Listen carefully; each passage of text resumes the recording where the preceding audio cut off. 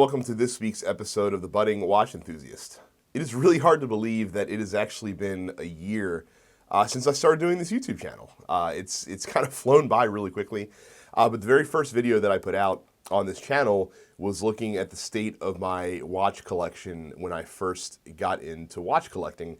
And so a year later, I thought it would be fun to go back and do state of the collection for 2019 to see how my collection has changed. I think it's important to do this because one of the things that I find interesting, especially when I watch other watch YouTube channels as well, is to see how people's collections evolve and change over time. You know, find out why certain watches came into the collection, why certain watches, left the collection. For me this year, of course, since this is really my first year, I haven't really gotten rid of any watches yet. Hopefully that'll be changing very soon. So this is really more of a video to show, okay, these are the watches that I picked up in my first year. Here's why, and yeah. So just to kind of go through it and see where we've gone. Just a quick reminder too. Almost every watch that I'm going to talk about in this video, I've done a full review, or at the very least an overview on. I'm going to link my reviews playlist both on a card up here and down in the comments section below, so that if you wanted to get more information on any of these watches, in case you're new to the channel, that's an easy place for you to go to check out reviews for these watches. Before we get started, a quick wristwatch check. A watch that you will not see in this video because it is currently in for review. That is the Ocean Crawler Core Diver from Ocean Crawler. And actually, it was really cool because you guys may have remembered the unboxing video that I did a couple of weeks ago, where John Keel from WatchGate sent me in 2 prototype models of the Core Diver, and then Christian from Ocean Crawler ended up emailing me and say, hey, do you actually want like a production model to review? And I said, yeah, sure. So he sent that in. Thank you, Christian. Very generous of you to do to the channel to loan that in for review, and look forward to that probably next week, I think, is when I plan on reviewing this dive watch from Ocean Crawler. So let's go ahead and get started. The state of the collection for the Budding Watch Enthusiast for 2019. So let's start, of course, with watches that I don't really wear or keep in the watch box at all.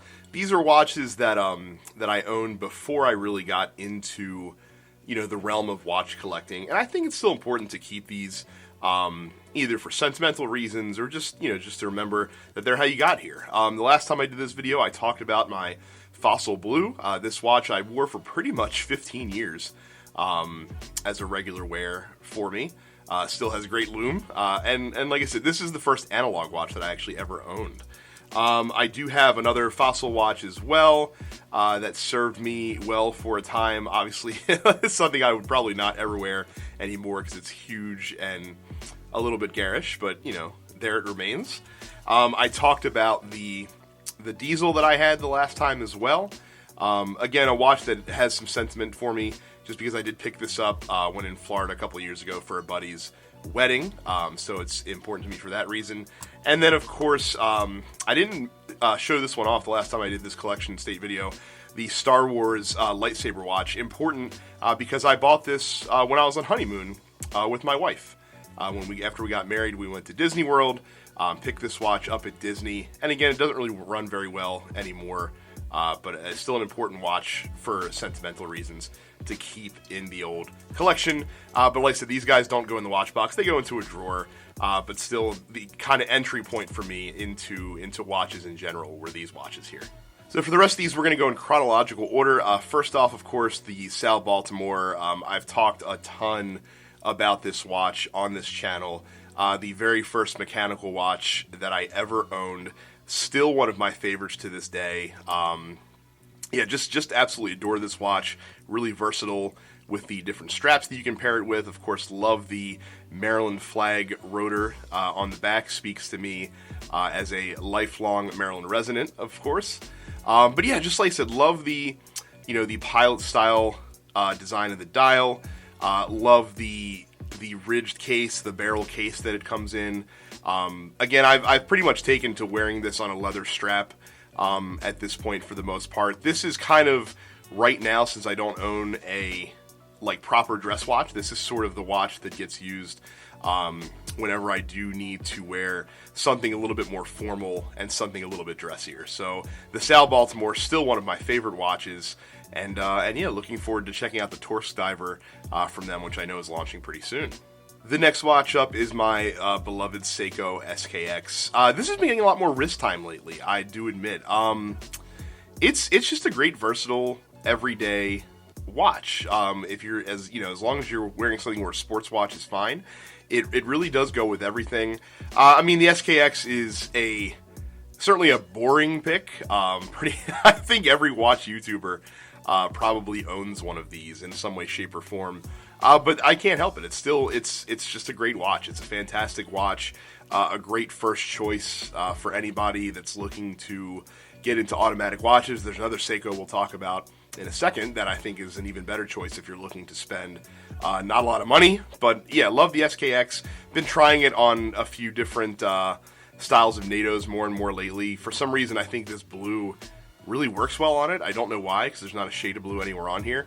And I've actually given thought to modding this watch soon. I've seen a really cool 12-hour steel bezel on a couple versions of these out there that I think looks really awesome, and I think might step this watch up a little bit. So I might look into picking up one of those. So you might see this guy coming back a little bit modded next time you see it on the channel. But yeah, the SKX is a fantastic watch. Love it. Can't see any reason why I wouldn't ever have this in my collection. The next up is the Hamilton Khaki Field Day-Date Automatic. I call it the Desert Eagle. This is still one of the very most worn watches in my collection by far. I love this watch. I love the very simple, clean layout on the outer dial.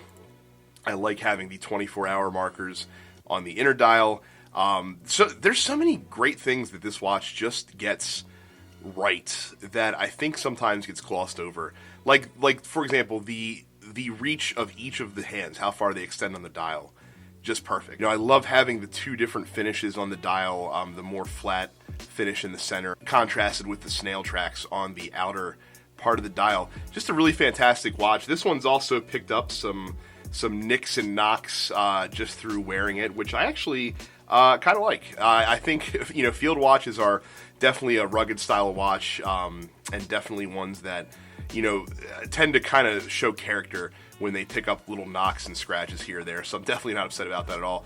I adore this watch. I love it. I really love it on this vintage Bond Zulu strap that we have here as well. I think that's my favorite strap to pair it with as well. So yeah, Hamilton Khaki Field, still one of the favorites of my collection. All right, the next watch is the Squale 1545 with the root beer dial and bezel. Yeah, it's still here. My wife secretly thinks it's still here because I actually don't want to get rid of it. It's still here because I'm actually just procrastinating and too lazy. I haven't listed yet. I'm actually going to take some good shots of this after I'm done making this video and finally get it listed. So it's probably not going to be here much longer. I talked about the reasons in a 6-month later review that I did on this watch. The reasons why I'm not keeping it, the reasons why I'm going to sell it. It just doesn't get worn that much. I still think the watch is excellent. It's and again, a unique dial. But once I started getting a few other watches in that sort of kind of captured the same vibe as this watch did, it just didn't get worn very much. But Squale's still an excellent brand. If you like that Submariner style design, it's a great affordable way to kind of get into that. But yeah, just not for me anymore. So again, this watch probably won't be here much longer, but it's still here for now. So it made it into the State of the Collection video. So here is my Timex Iron Man. Again, this is a watch that I owned in my youth, that I eventually lost track of. So when I started collecting, I made sure to pick up another one of these on eBay. And again, this is kind of my go-to. If my hands are going to be getting dirty, if I'm doing like yard work, or if I'm doing something where I'm going to get a little messy, this is usually my go-to watch. I don't mind getting this watch beat up or messed up in any way, shape, or form. Like I said, I love the Iron Man layout. I arguably like the Iron Man style more than the G-Shock. That's probably not a popular opinion if you ask most watch enthusiasts, but I don't. It's probably because I grew up with it. That I own this watch for when I was a kid for a long time, and so I just kind of got accustomed to it. But yeah, it still sticks around. I'm liking it on the NATO strap much more than on the crappy metal bracelet that it comes with, which barely fits me anyway. So I had to get a NATO strap for it almost right away.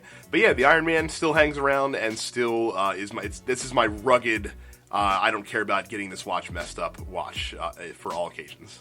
So we also do have a Casio World Time, aka the Casio Royale. This is a watch I've not done a full-fledged review on. I may do one at some point. I haven't actually decided if I'm going to or not.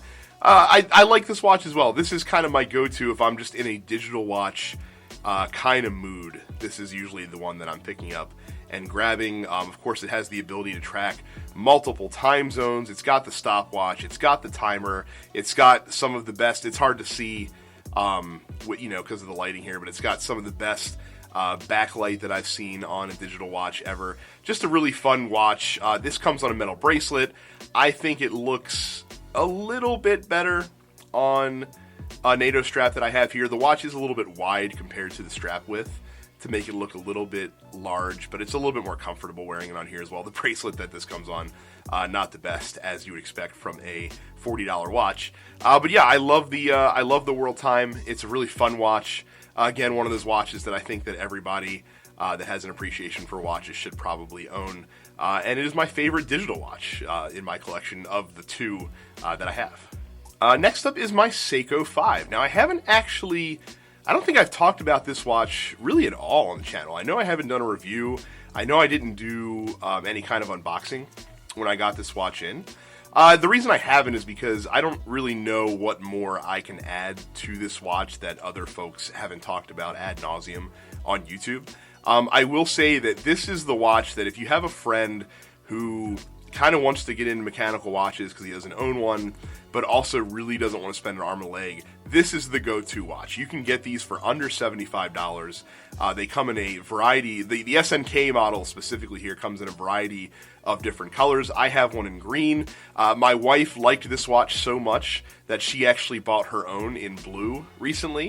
It also comes in black, and I believe it comes in white. Those are the main, or not white, beige. Those are the main colors that it comes in, and there's a slew of other Seiko 5 variants out there.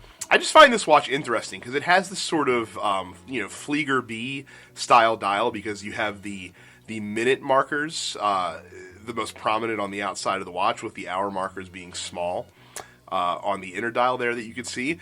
Again, another watch that really nails hand length, really nails placement well. Something that I don't feel gets talked about enough when you're talking about wristwatch design, or a lot of companies, even expensive watch companies, do overlook that. So I really appreciate the fact that Seiko nailed it here. 7S26 movement inside of it as well, the same movement that's in the SKX that we looked at earlier today. Yeah, just a fantastic watch for the money.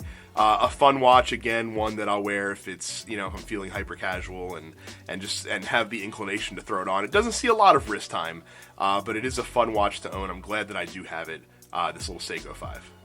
The next watch is one that you're going to see a lot of still images of, because I actually don't have it here with me. I was hoping to hold out making this video until I had that watch back in my hands. That, of course, and arguably my favorite watch in the collection, is my Christopher Ward C65 Trident Diver. The reason it's not here, because sadly I had to send it out for service a couple months ago. It is on its way back to me as we speak. Service issue was my fault, by the way. I think I was winding the watch too aggressively, and I'm pretty sure the winding gear slipped. But because Christopher Ward does have a 60-month warranty on any watch that you purchase from them, I was able to fix it for just the cost of sending it back to London to get them to look at it. But yeah, I adore this watch. I've really missed it the past couple months, I gotta say. It's been torture not having it in the collection for the last 2 months or so. I'm super excited to be getting it back. And so the Christopher Ward C65, I'm sad that I couldn't have it here for this video, but I should have it back in my hands sooner rather than later. The next up is my Stratton Synchro, the Mecha Quartz chronograph from Stratton Watch Company. I keep going back and forth on this one. I've talked before about how I'm probably going to end up selling this watch just because, again, it's a super casual watch. It's not a watch that I think works well at all in any kind of formal setting, even with like a button-down shirt. It just doesn't jive with that in my mind. But it's a shame because this watch is so much freaking fun. Like, I love how playful the watch is. I love the sunburst dial, even though it's a little obfuscated by the, you know, the registers that are on the front of the dial as well. Just a really fun chronograph. Looking also forward to the Stratton Ligera and Bullhead that are coming later from them this year. I think that those watches actually take this design and really make it sleek and stylized, but that doesn't change the fact that I still think the Synchro is great. Still deciding, still waffling on whether or not it's going to be here long term, but just I really do enjoy the watch. It's fantastic. And just wish that I could have more occasion to wear it, because I absolutely would if I could. So here we have the C60 Trident Pro GMT 600 from Christopher Ward. A watch that truly, I think, has to be worn and experienced to really be appreciated. I remember when I reviewed this watch, the review was somewhat lukewarm, but then I got a chance to actually travel with this watch and take it on a trip with me, and for whatever reason, I can't really explain why, I just kind of fell in love with the watch, and my appreciation really grew for it. Again, this Christopher Ward bracelet is, for my money, the best bracelet out there in this price range. I don't think any other bracelet in this sub $1,000 price range that I've used, at least, comes close. You know, zooming in a little bit so that you guys can see my favorite feature of the watch, which is that guilloche wave pattern on the dial. You have this beautiful ceramic bezel on the watch as well. You have the very cool Trident relief design on the back of the watch. Yeah, just a great watch. Just a really solid, professional-looking tool watch, and unfortunately one that also might not be in the collection for the long term. I talked about in a previous video that one of my watches that I plan on picking up this year is a Manta SkyQuest, and I don't know that I necessarily need 2 GMT watches in the collection. So if I get that watch in, and I enjoy it as I think that I will. I mean, I've used the watch in the past and enjoyed it very much. Then this Trident GMT might become surplus to requirements, so it might be one that actually is on the way out. But even if I do end up getting rid of this, I could easily see myself getting a C60 Trident Diver at some point as well, because again, I really like this style of dive watch. I think Christopher Ward, again, makes fantastic watches, especially in that sub $1,000 price range. And this one so far has been a absolute delight to own, the Trident Pro GMT. And finally, last but not least, the newest addition to the collection, the Neckin Renegade. You guys, if you follow me on Instagram, have been probably seeing a whole lot of this watch. You will be in the future. I've been wearing it a ton since I got it recently. And of course, a watch that I will be talking about more on the channel. At some point, we'll do a full review on it. But yeah, this has been getting the most wrist time lately for sure, because I've really been enjoying it. And yeah, the newest addition to my collection, one that's going to be around for a very, very long time. And so there you have it, the state of my watch collection after this first year of watch collecting. You guys can tell for sure that I do have an affinity for dive watches. It is my most favorite style of watch, for sure, but that is it. Thank you guys very much for tuning in for this video. If you did find it entertaining, do me a favor, hit that like button right down there below. If you're new to the channel, thank you for checking it out. Don't forget to hit the red subscribe button and ring the bell icon so that you never miss a new episode. And of course, I am on Instagram as well. If you go to @buddingwatchenthusiast, you can follow me there also. Thanks again very much for watching, guys, and I will see you the next time.